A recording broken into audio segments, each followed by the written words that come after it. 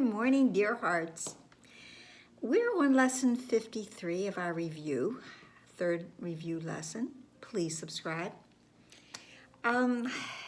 Great lessons, great lessons. Now, I've been doing one word for each day. There was judgment, the past. Now, today's word, if you look at the lessons, you're probably going to guess that the word is meaningless because that is the word that appears in 4 of the 5 lessons. But there is a word that appears in all 5 lessons, or a version of it, insane, insanity. That is in every single lesson. Now, what is meaningless is frivolous, it's of no consequence, it's not real, it's not supported by anything. It's the rejection of truth, and the rejection of truth is indeed to be insane, to not know where I am, where I'm going, why I'm here. That is me wandering around in a world and being insane, out of my mind. I don't know where I am. I'm out of the mind of God. So that is upsetting, and it makes me feel lost. So today's lessons, I'm going to read them 2 ways. My meaningless thoughts are showing me a meaningless world. My insane thoughts are showing me an insane world. I'm upset because I see an insane world. An insane world engenders fear. God did not create an insane world.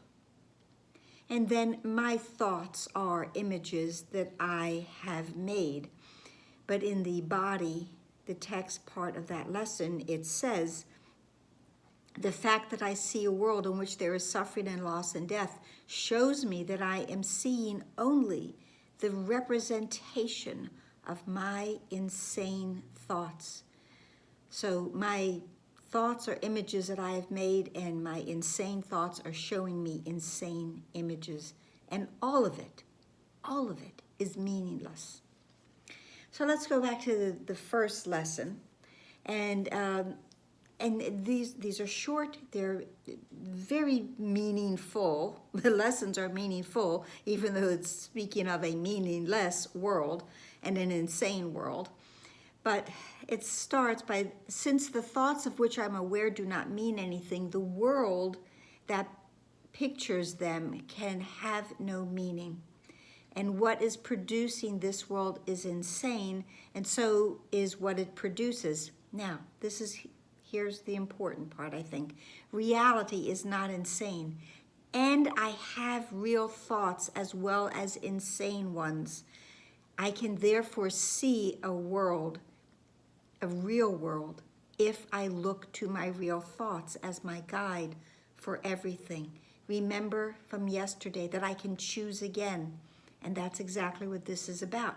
I can choose again. I can choose my insane thoughts, or because I have real thoughts, I can choose them instead. Now, I'm upset because I'm seeing an insane and meaningless world, because insane thoughts are indeed upsetting, and everything, remember, a thought never leaves its source. So my insane thoughts are going to project onto this movie screen that I'm watching a world that is just like them. But I can choose again. I'm great, and it tells us in the lesson that I'm grateful that this world is not real, and that I need not see it at all unless I choose to value it. Okay, if I choose to value it, I will see exactly that. But I do not choose to value it. I can choose again. I will not value what is totally insane. An insane world or a meaningless world engenders fear. The totally insane engenders fear because it is completely unpredictable, undependable, and offers unpredictable as well, and no grounds for trust. Trust is the basis for everything. Trust would settle every problem. Now, It goes on in the lesson to it says, I have given it, this world, the illusion of reality and have suffered from my belief in it, my allegiance to it. Remember that lesson? My allegiance to it. I withdraw my allegiance to the insane world because I'm going to instead trust in reality, trust in what is real. Now, the next lesson for review was lesson 14. It's a favorite. And it says, God did not create a meaningless world. God did not create an insane world. Anything that is out of sorts, filled with chaos, filled with fear and anger and angst, did not come from Creator. Creator creates as itself.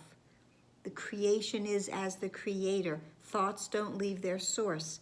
And what is coming from a whole mind, God's mind, can only be a reflection of that mind. In the lesson it says, why should I continue to suffer from the effects of my own insane thoughts when the perfection of creation is my home? I am home with God. I am home in that perfection. And I have the power of decision to decide that. And then the final lesson for our review today are my thoughts or images that I have made. Mentioned it already. Whatever I see reflects my thoughts. Thoughts don't leave their source. And it's my thoughts that tell me where I am and what I am. This last one is particularly poignant, beautiful, and informative, all at the same time. The fact that I see a world in which there is suffering and loss and death shows me that I am seeing only the representation of my insane thoughts, my frivolous thoughts, my thoughts that are not real.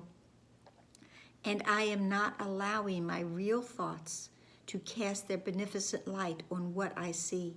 Yet God's way is sure. The images I have made cannot prevail against Him because it is not my will that they do so. It is also not God's will that they do so.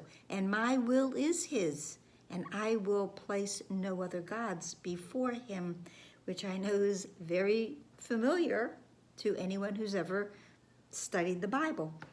So my real thoughts will lead me home.